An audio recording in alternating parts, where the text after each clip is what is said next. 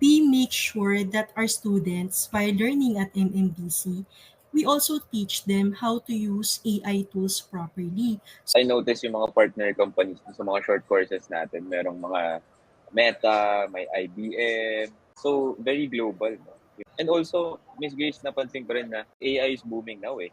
How do we ensure na yung mga certifications natin would still be relevant in today's world?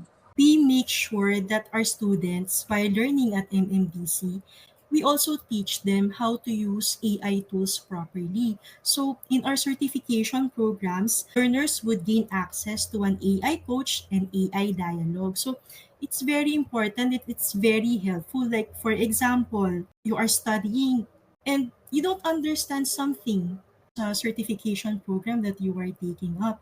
So, you can just ask in the AI coach, no, paano ka matutulungan to understand this, no? What are these definitions? So it would help you understand your lesson. So that's what we're doing in MMDC.